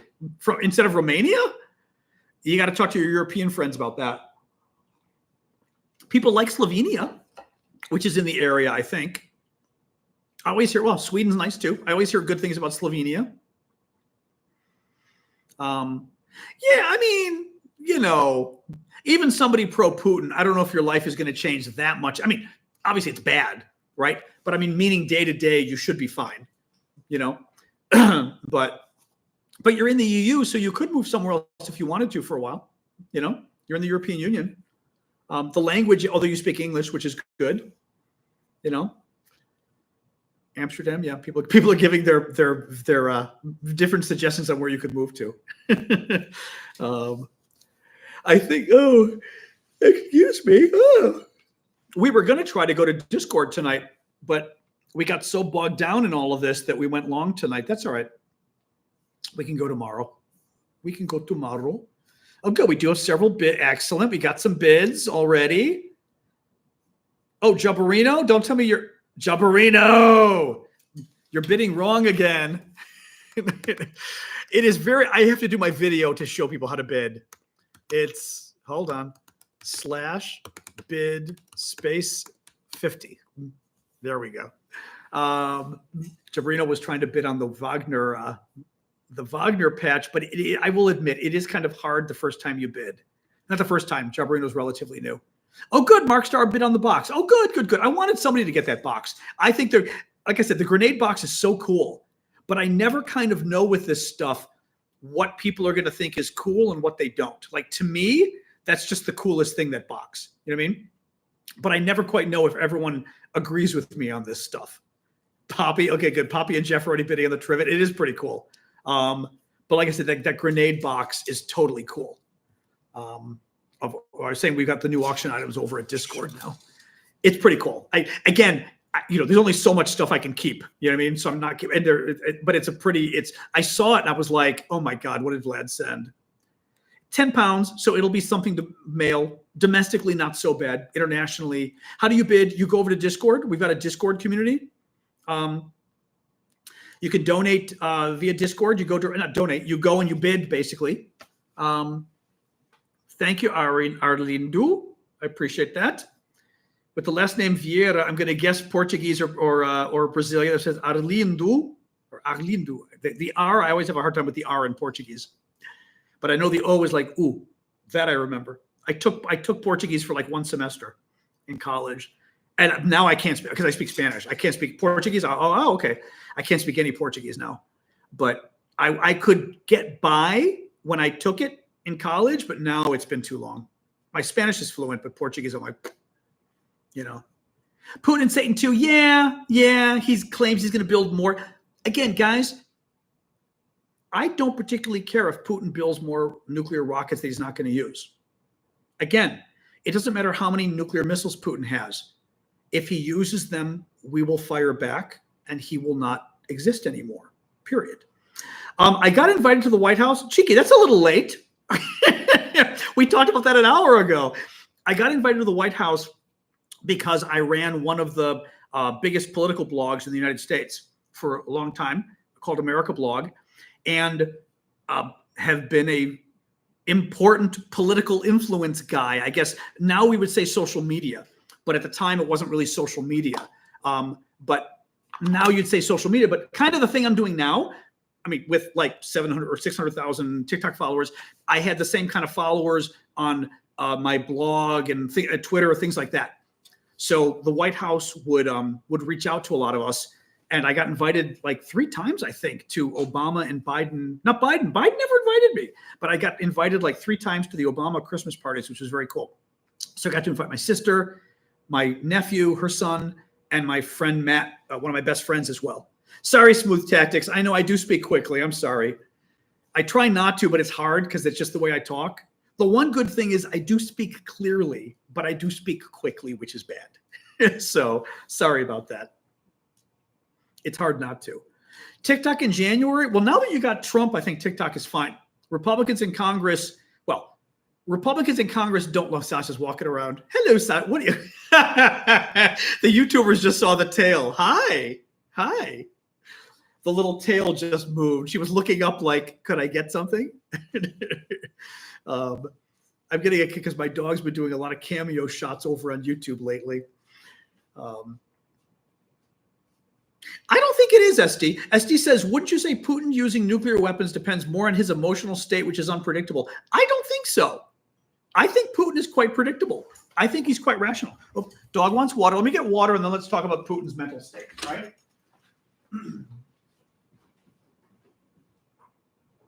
All right, right here. Oh my God, don't you hit the bowl? Right there. Jeez. Oh my God. My bitchy little dog.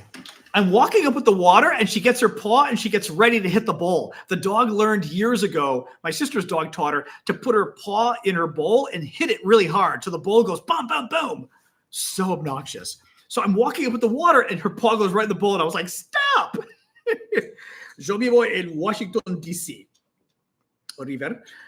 So we were talking about, oh, right, Putin's mental state. I think Vladimir Putin is eminently rational. Absolutely rational. He's an asshole. He's a dick. He's an evil dictator. But I've seen nothing to suggest that he's crazy, impulsive, or anything else. No. I mean, some people say him invading Ukraine was a mistake, tactically, maybe. But I don't think he's crazy at all. I don't think he's impulsive. Putin says that he wants to be Peter the Great. He wants to be a czar who expanded Russian territory. He is a cold-blooded murderer, absolutely cheeky. Oh, he's very much so. But he's a very rational, cold-blooded murderer. He's smart. I mean, I hate to sort of say that. It reminds me of the people who talk about that German leader and when they praise him, like he was a Trump, like he was a smart guy. I don't want to sort of, right? I don't want to be praising Putin too much. But what I mean is, if you're trying to know your enemy, he's smart. I think he's rational. I was going to say reasonable, but I don't mean reasonable. I mean, he uses reason, right? I think he's very logical. I think he's very intelligent. He's very sneaky, except as Steve just said. He's very, what's the word? He has guile. What's the word I'm looking for? Calculated, exactly. So that he's not going to, he's a terrorist too. I agree. But he's a smart, conniving KGB agent. He was KGB colonel. So that he's very crafty and he's very smart and he's very calculated.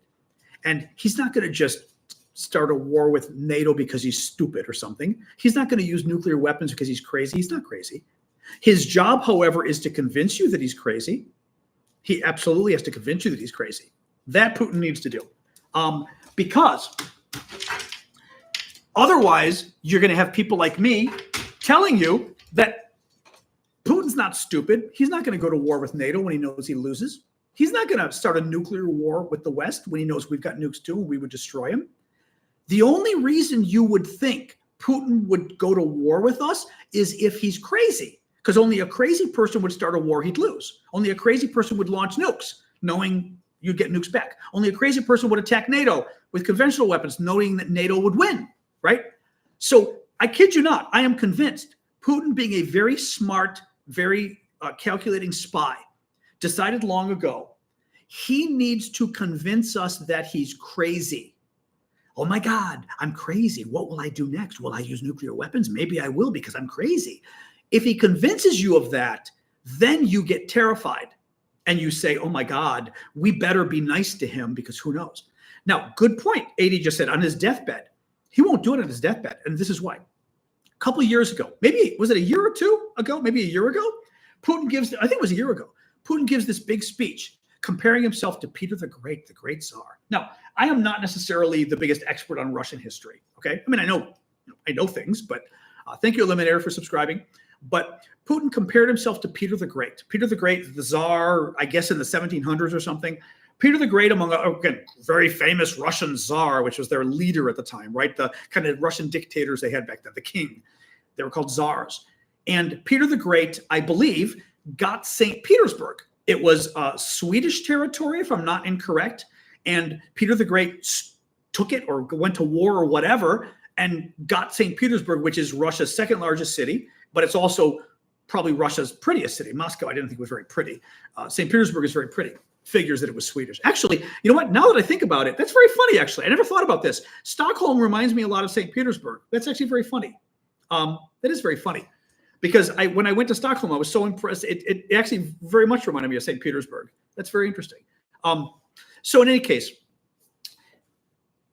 Putin compares himself to St. Petersburg. Thank you, Josh, for subscribing. St. Petersburg. Putin compares himself to Peter the Great. Putin sees himself and wants to be seen as the guy that made Russia stronger.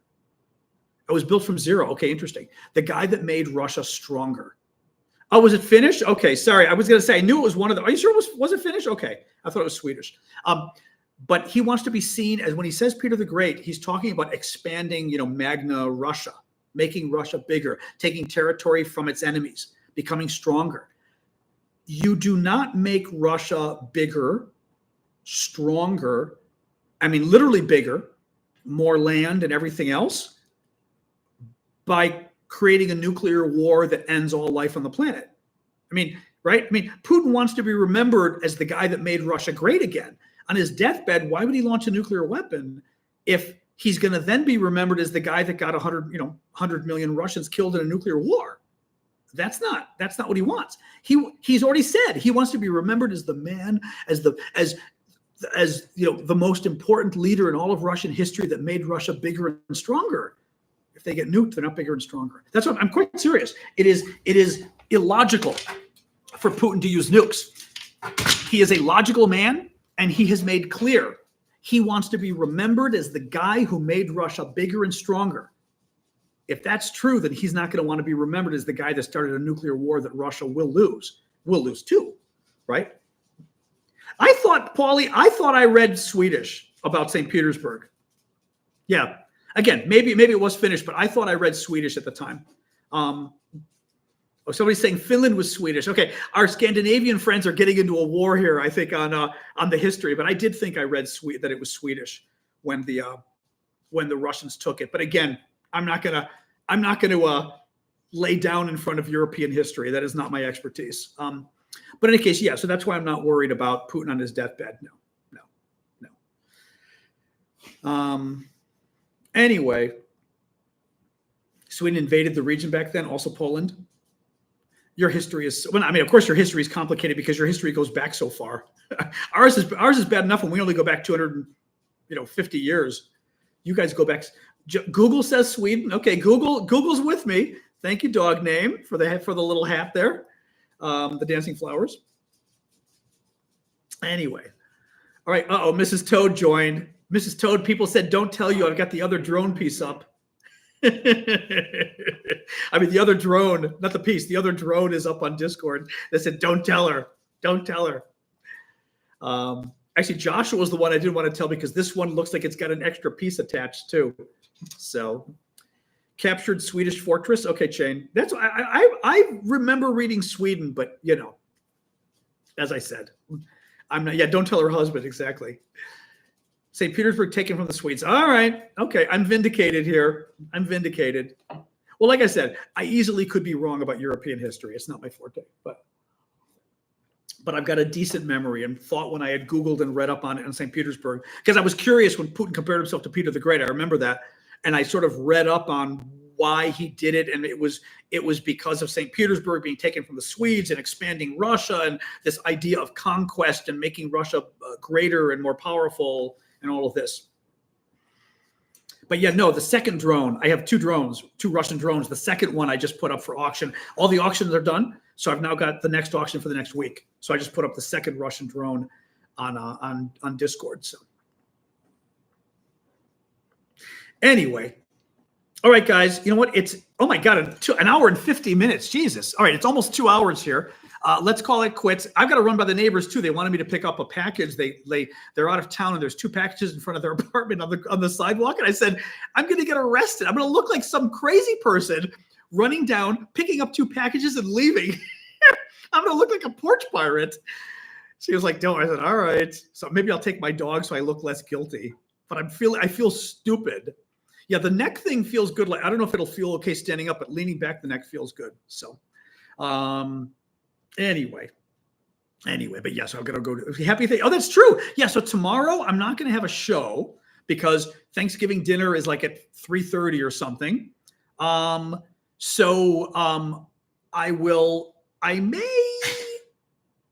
may do an impromptu show, like an impromptu hangout. Let's see, either in the evening or the morning. We'll see. But I'm not going to do an official show because literally at the time of the show, I'll be at Thanksgiving dinner. So, and I won't be able to prepare.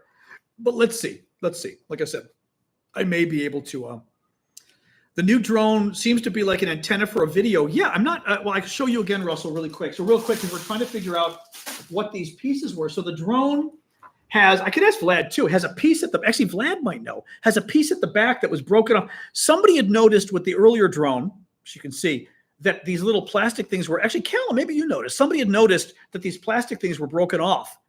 And there was a piece back here. This is the piece. The only thing is, I don't know if anybody can tell what this, like what that, it almost looks like coax. It almost looks like coaxial cable. Doesn't it? I don't know. Can you guys see what this piece is here? I don't know. Anybody knows?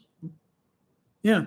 Otherwise, the rest of the drone is the same. The camera in front, you know, although this one's neat too, because it's got the antenna on here as well. It's got the antenna. But here, but the antenna's, oh, I see what you mean. This is the antenna, but that could be the antenna module, is what Russell say. I see. Okay. Because the antenna's here, but then the wire goes down. The wire goes down and probably goes into the module, so it could be the antenna module. Interesting. Okay. That's where they attached an RPG. Well, the thing is, I think they may have attached the bomb or whatever on the bottom, I think. Or I guess depending where the bottom is, the bottom could be this. Something was attached here clearly as well, you know? Anyway, very interesting. I think this stuff is fascinating. Yeah. It looks like coax. Yeah. Hey, Dimitro. We're actually signing off shortly. Battery on top. But yeah, so we got a really cool Russian drone from Ukraine that Ukrainian troops captured that we're going to be, that we're auctioning off over on Discord. So go check it out.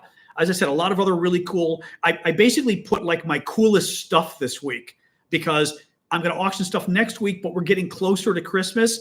I wanted to get enough stuff now that that basically could still get out, certainly in America to get there by Christmas. Even Europe, you might get it by Christmas, but certainly in America. So the stuff this week, you know, no promises, but obviously the stuff that's, the stuff that is, the auction finishes in a week. Hopefully it'll get out in time for Christmas. It should. So, all right.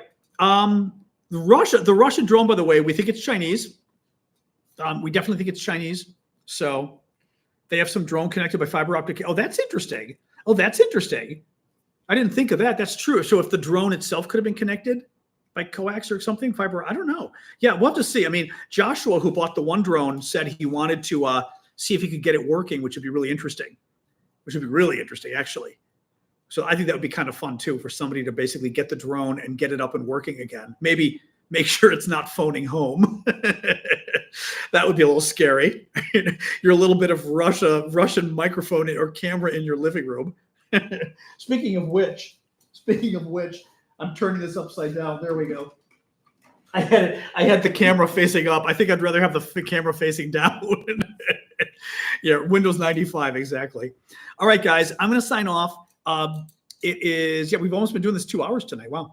But thank you for the gifts. Thank you for joining us. And I will try to drop in tomorrow casually, but we will not have an official show tomorrow because I'm going to be doing Thanksgiving. It's a big holiday in America, one of our biggest holidays. So I'll be doing that. But I will try to do a hangout anyway, maybe in the morning. I'm going to sort of be making, I already made the stuffing that I'm bringing for the turkey and making these little spinach balls that my mom's recipe. So I will, actually, I got to put the recipes over on Discord. I forgot in our recipe section. So, but they're very good. They're very nice appetizers. So, all right, guys, have a good night. Thank you for coming by. I'll see you guys tomorrow. And then remember, Saturday is our show. We'll be back Friday. Saturday is our show for the paid subscribers. Thank you, Daniel. It's our, I made the stuffing yesterday, actually, so it'll be ready tomorrow. I wanted it to be made in advance because I think it tastes better. Well, stuffing, it's dressing. I made it on the side. But it certainly tastes better today than it did yesterday. Yesterday, I thought the flavor was and I kind of thought this morning it was going to taste better, and it did. So, any case. All right, guys, have a good night. But yes, Saturday is our show for paid subscribers. Remember, Saturday at 11 a.m. Eastern Time, U.S., so be sure to show up then if you are a paid subscriber on TikTok or YouTube, or you got a free subscription. So, all right, guys, Happy Thanksgiving, everybody. But I will try to check in tomorrow. All right. All right. Bye, guys. You all.